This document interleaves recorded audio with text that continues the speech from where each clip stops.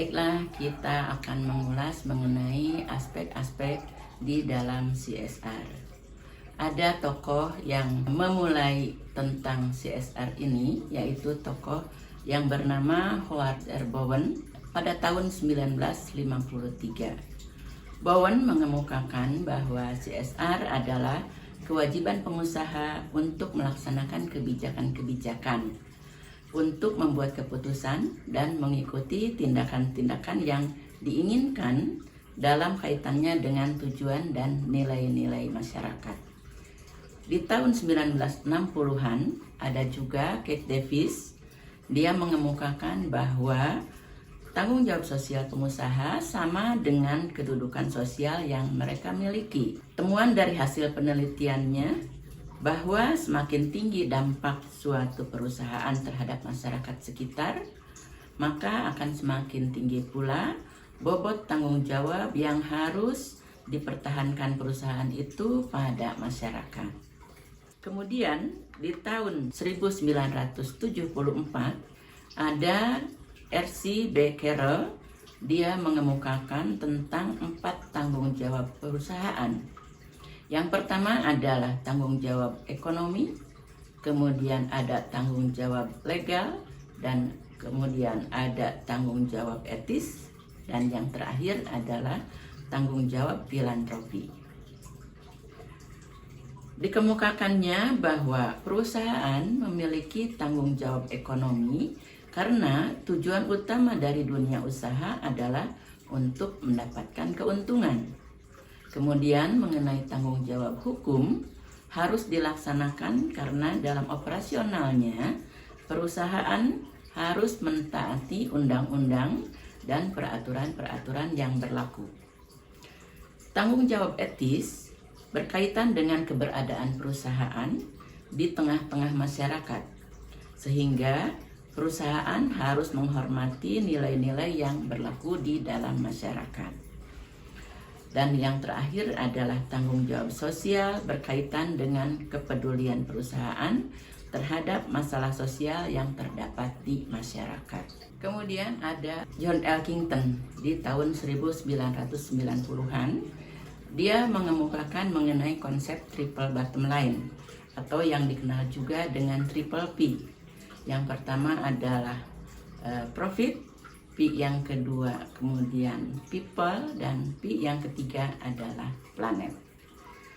Dikemukakannya bahwa tujuan utama dari perusahaan itu adalah mencari keuntungan, bahwa perusahaan harus menyisihkan sebagian dari keuntungannya untuk kepentingan masyarakat sekitar dan kelestarian lingkungan.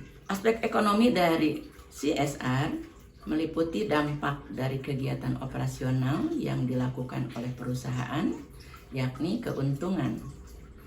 Perusahaan harus menyadari bahwa profit yang diperoleh itu tidak terlepas dari dukungan stakeholder. Sehingga perusahaan sudah selayaknya menyisihkan sedikit keuntungannya untuk kepentingan stakeholder, yaitu masyarakat, kemudian pemerintah setempat. Pada aspek yang kedua, itu ada aspek people atau aspek sosial.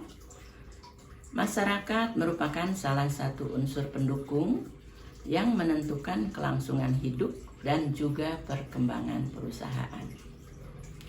Oleh karena itu, perusahaan harus berkomitmen untuk berupaya memberikan manfaat yang sebaik-baiknya kepada masyarakat sekitar. Kegiatan dari aspek sosial ini meliputi corporate philanthropy dan community empowerment atau pemberdayaan masyarakat. Bahwa masyarakat itu diberdayakan supaya menjadi berdaya. Masyarakat berdaya itu adalah masyarakat yang mampu memanfaatkan semua potensi kekuatan yang ada di dalam dirinya dan di sekitarnya. Kekuatan itu dimanfaatkan untuk membuat mereka tidak bergantung kepada orang lain, yang meliputi keberdayaan ekonomi, keberdayaan di bidang pendidikan, dan keberdayaan di bidang kesehatan. P yang ketiga adalah planet, yaitu aspek lingkungan, bahwa perusahaan memiliki kewajiban terhadap lingkungan atas dampak yang dihasilkan dari operasional perusahaan. Di antaranya adalah perusahaan itu harus dapat menciptakan lingkungan sehat dan aman, mengelola limbah dengan baik, menciptakan produk-produk yang ramah lingkungan, dan kegiatan penyuluhan kepada karyawan dan keluarganya serta masyarakat sekitar tentang pelestarian lingkungan, seperti mengenai hemat energi, pengelolaan sampah, penghijauan, dan lain-lain. Itulah beberapa aspek yang ada di dalam CSR. Semoga bermanfaat. Terima kasih.